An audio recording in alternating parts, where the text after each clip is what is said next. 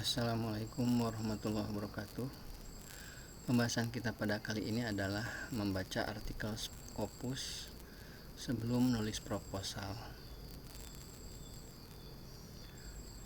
Membaca artikel ini sangat penting sebab dengan membaca artikel Scopus seseorang bisa membuat artikel yang bagus yang mungkin bisa dipublikasikan di jurnal internasional. Pada saat ini seharusnya guru-guru atau dosen mengajari mahasiswanya untuk membaca artikel-artikel Scopus. Misalnya kita mempunyai sebuah draft artikel atau rencana proposal atau rencana penelitian. Kita harus menggunakan juga reference manager seperti Zotero atau Mendeley yang dipasang di peramban, misalnya Firefox atau Chrome. Kemudian Zotero atau Mendeley itu juga dipasang di pengolah kata pluginnya dan di desktop. Ini ada cara-caranya di internet untuk memasang Zotero atau Mendeley di peramban, di pengolah kata, dan di desktop. Misalnya ini adalah artikel kita. Ini ada pendahuluannya, ada metodenya, dan ada gambaran hasilnya. Saya juga sudah di sini ada rujukan-rujukannya. Misalnya yang sebagiannya sudah saya baca dari sejumlah artikel Scopus.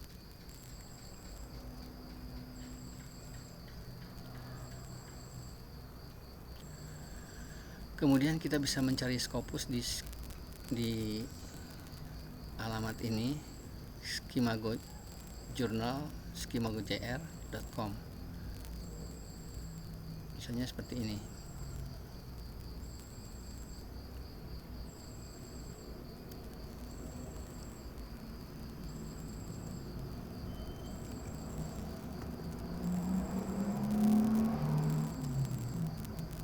Ini adalah tampilan Skimago JR. Kemudian kita klik saja jurnal ranks-nya.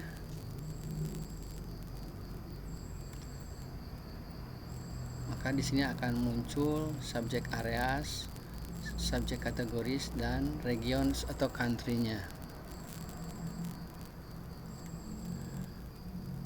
Nah, kemudian info penting dari jurnal itu adalah berapa kali jurnal itu terbit. Misalnya bisa dilihat di archive-nya. Misalnya dalam 1 tahun mereka bisa menerbitkan 2 kali sampai 12 kali. Yang paling rendah misalnya 2 kali dalam 1 tahun, dan yang paling sering itu 12 kali.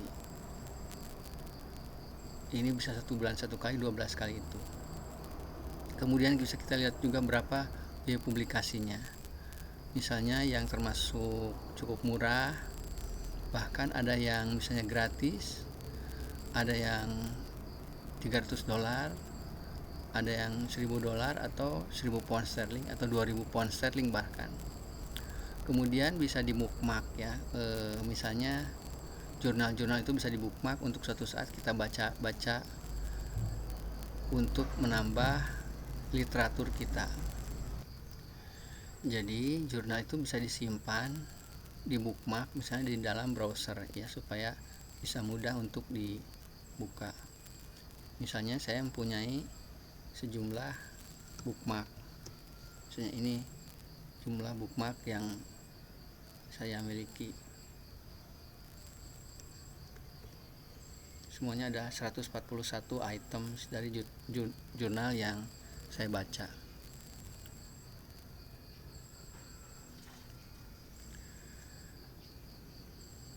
Kemudian kita juga harus memahami bahasa internasional. Misalnya bahasa Inggris, bahasa Prancis, bahasa Spanyol, bahasa Arab, bahasa Cina, atau bahasa Rusia. Ini adalah bahasa yang diakui PBB. Tetapi mungkin kita modalnya cuma bahasa Inggris saja. Kadang-kadang kita juga menggunakan Google Translate untuk memudahkan memahami artikel dalam jurnal.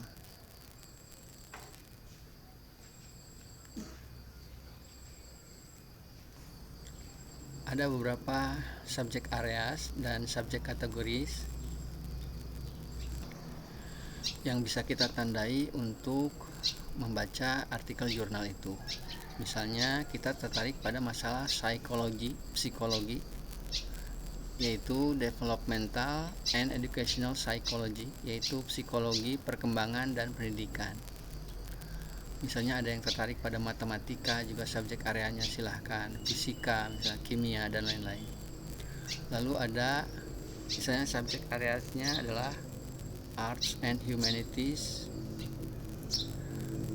misalnya subjek kategorisnya language and linguistics, yaitu seperti ini. Misalnya psikologi, kita akan mencari psikologi.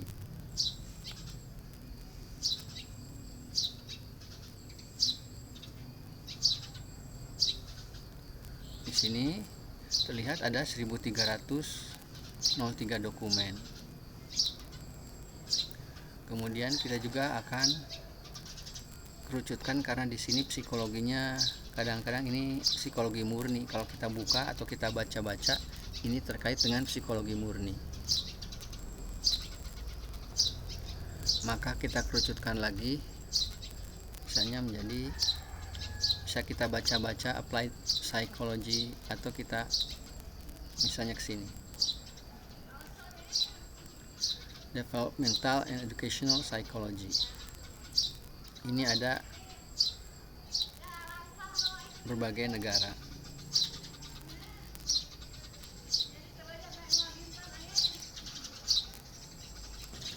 Di sini bisa kita lihat jurnal Scopus Q1, Journal of Abnormal Psychology. Ini terbitkan di Amerika. Ini kita lihat Q1. Kemudian ada yang di Belanda, Inggris misalnya. Ini Belanda.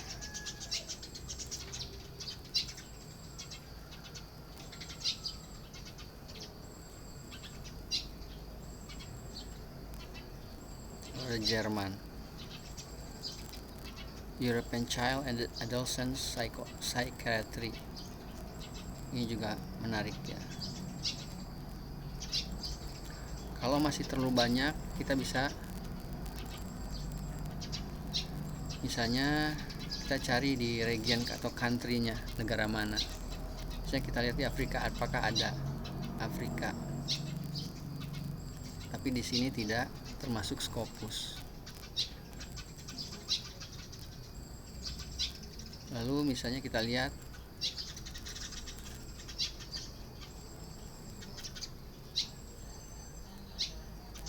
Asia, yang ada Q4,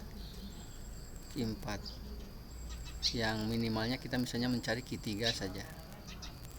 Hanya ada 6 dokumen, hanya ada 6 jurnal.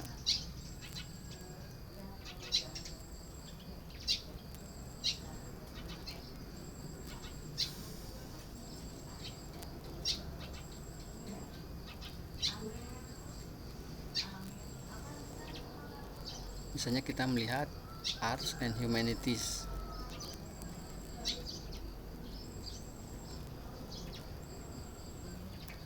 Ada 114 jurnal di Asia.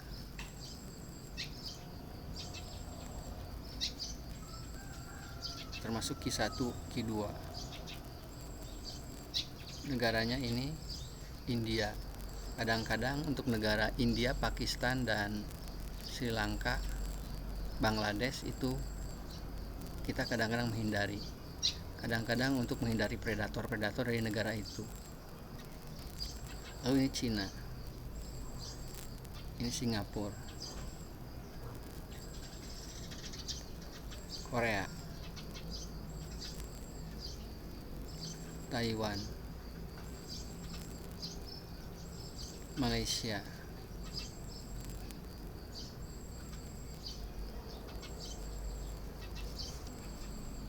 Misalnya kita melihat ini ada jurnal dari Malaysia, kita buka.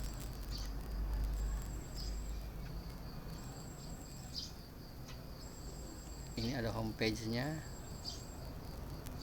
kita buka saja di homepage-nya. Ini jurnal Malaysia.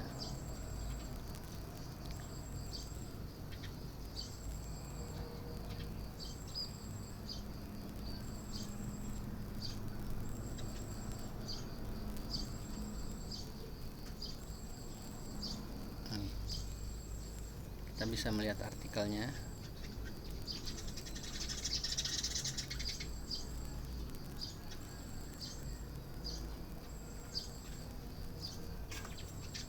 Ini artikelnya.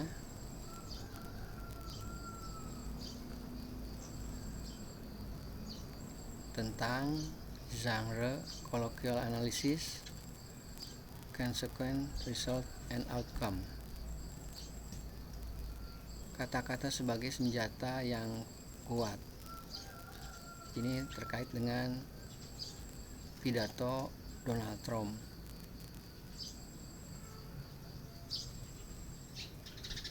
Ya, ini contoh-contoh artikelnya. Misalnya kita buka, ini abstraknya bisa kita baca, kita bisa copy misalnya di sini, lalu kita gunakan Google Translate.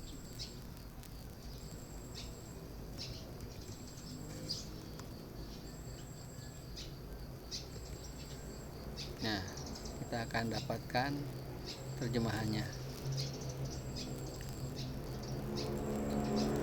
Kemudian full text-nya juga bisa kita unduh. Ini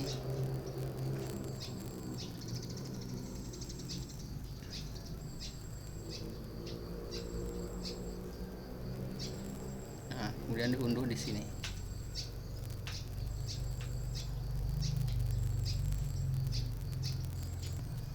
Sini.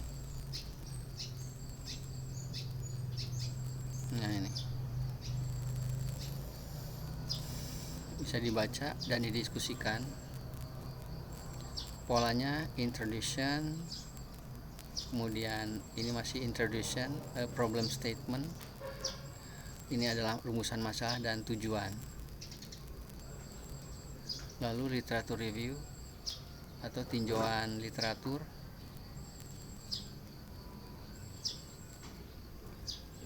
kemudian ini mungkin ini adalah hasilnya atau temuan-temuannya.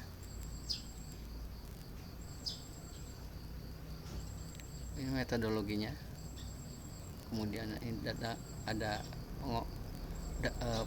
pemerahan datanya seperti apa, analisis datanya seperti apa, lalu temuannya.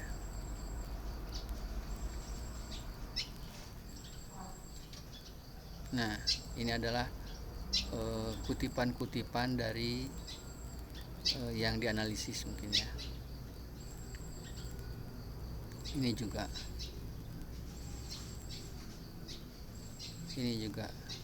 jadi data-data sangat penting di dalam riset. Simpulan dan implikasi, kemudian referensinya. Ya, seperti itu. Kita bisa mencari jurnal yang lain.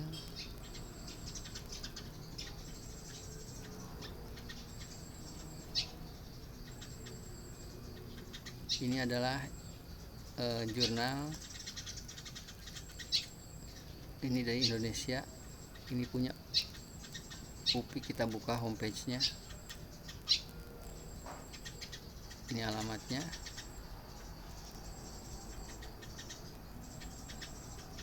Dan kita bisa melihat artikel-artikel yang muncul dalamnya.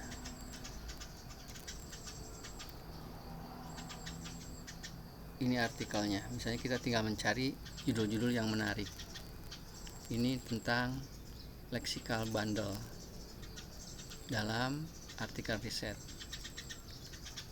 Ini jurnal tentang linguistik atau linguistik terapan, applied linguistik. Mungkin pembelajaran juga bisa masuk sini. Ya.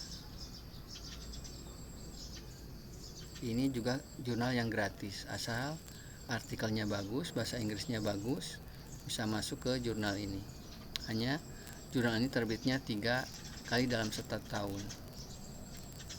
Misalnya ada catatan juga di sini berapa jumlah artikel yang muncul. Misalnya ada yang di sini yang 12 kali 2000 pound sterling atau 40 juta. Ini mungkin kita hindari saja mengutip atau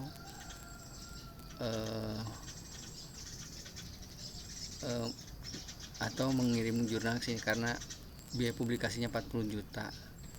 Ini sangat besar, biaya publikasi saja 40 juta. Kita tidak akan mampu kecuali mereka sendiri yang membiayai kita untuk menulis di sini.